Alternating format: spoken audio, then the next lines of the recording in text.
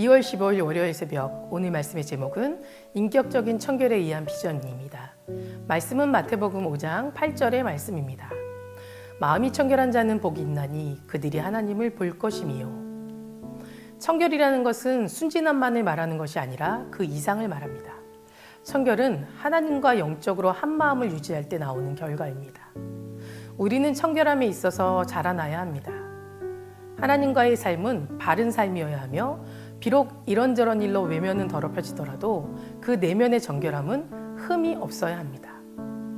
하나님은 우리가 더럽혀질 가능성으로부터 우리를 보호하지는 않습니다. 그러므로 우리는 하나님을 볼 수 있기 위하여 인격적인 청결함을 유지해야 할 필요를 깨달아야 합니다. 만일 하나님과의 영적인 풍성함에 조금이라도 차질이 생기면 모든 것을 들여하고 그 문제로부터 바르게 하시기 바랍니다. 비전은 사람의 마음 상태와 관련되어 있음을 잊지 마시기 바랍니다. 마음이 청결한 자는 하나님을 볼 수 있습니다. 하나님은 그의 주권적인 은혜에 의하여 우리를 청결하게 하십니다. 그러나 우리 자신이 스스로 돌봐야 할 부분도 있습니다. 이는 우리가 다른 사람과 다른 견해를 접하게 될 때 우리의 내면도 쉽게 더럽혀질 수 있기 때문입니다. 그러므로 내면의 성전이 하나님과 바른 관계에 있을 뿐만 아니라 외부에 접촉이 되는 바깥들 또한 하나님의 은혜 가운데 우리에게 주신 청결함과 온전한 조화를 이루어야 하는 것입니다. 우리의 바깥들이 더럽혀질 때 우리의 영적인 깨달음도 당장 손상을 입게 됩니다. 만일 주 예수 그리스도와 개인적인 교제를 유지하려면 우리 자신을 더럽히는 모든 생각과 행동들을 삼가해야 합니다. 또한 다른 사람에게 합당한 것이라도 우리는 멀리해야 할 것들도 있습니다.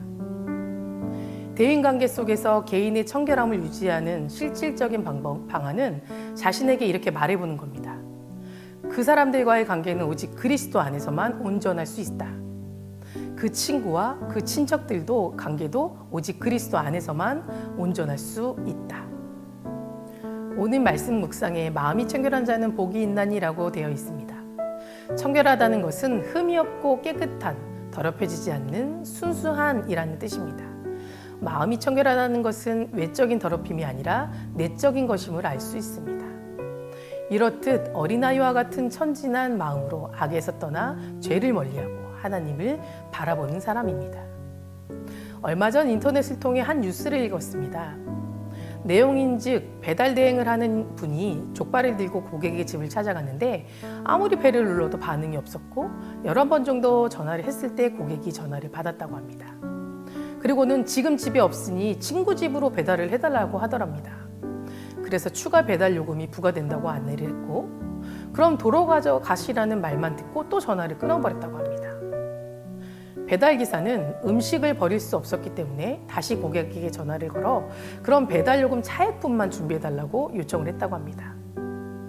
그랬더니 고객은 거기에서 여기까지 오면 음식이 다 식을 텐데 그건 어떻게 보상해 줄 거냐고 따지더랍니다. 황당한 배달기사는 손님이 적어주신 대로 왔을 뿐이고 손님이 전화를 받지 않았던 거 아니냐고 항의를 했답니다. 그때서야 그럼 빨리 가져달라고 말을 하고는 전화를 또 끊어버렸다고 합니다.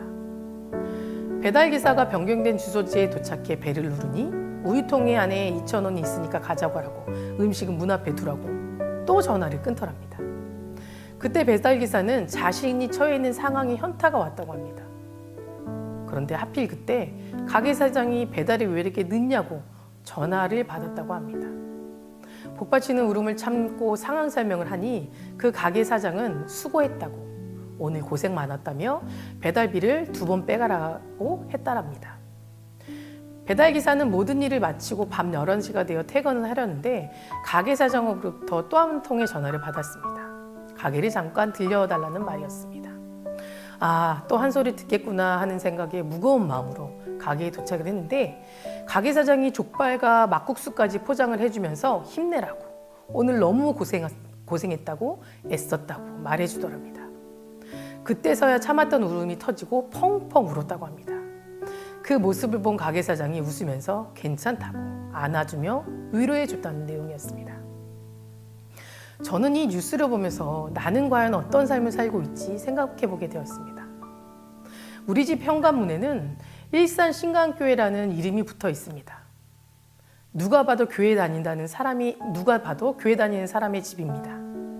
내가 혹시라도 누군가에게 상처를 주고 갑질 아닌 갑질을 해본 적이 있었나? 내 주변에 따뜻한 위로자로 살고 있나? 라는 생각을 해보니 더 부끄러워졌습니다. 여러분, 우리는 그리스도인입니다. 예수님의 자녀이며 제자입니다. 그렇다면 그리스도인으로 어떤 삶을 살아야 하는지 고민해봐야 합니다. 살인하지 않고 간음하지 않고 겉으로만 죄를 짓지 않으면 된다고 생각하는 사람들이 너무 많이 있습니다. 그러나 우리의 내면은 미움과 시기와 질투, 이기심 등 이중적인 모습으로 살아가는 경우가 더 많이 있습니다. 여러분, 우리의 마음이 변해야 합니다. 청결해지고 깨끗해져야 복이 있다고 말씀하십니다. 사람들이 보여지는 모습에 속을 수 있지만 하나님은 절대 속일 수 없습니다. 교회에 나와 봉사하고 예배할지라도 그 마음이 청결하지 않으면 하나님을 바라볼 수 없습니다. 마음이 청결한 자가 하나님을 보기를 원하는 자입니다. 예수님의 마음은 온유하고 겸손하고 낮은 자를 섬기는 분이셨고 사랑을 베풀고 함께 눈물 흘리셨습니다. 예수님은 우리가 그런 삶 살기를 원하십니다. 예수님 닮아가는 삶 살기를 원하십니다. 우리 모두의 마음이 청결해지고 하나님을 바라볼 수 있기를 소망해 보시기 바랍니다. 기도하시겠습니다. 사랑과 은혜가 충만하신 주님, 감사합니다. 오늘 주님 주신 말씀을 묵상하며 내 자신을 돌아봅니다. 내가 하나님의 자녀로 이 세상을 살아가고 있는지 돌이켜보며 반성하고 또 변화되기를 소망합니다. 하나님이 사랑을 전할 수 있는 자가 되게 하시고 세상에서 정말 주님의 선한 그리스도인으로서 정말 선한 영향력을 끼칠 수 있는 저희들 되게 하여 주시옵소서.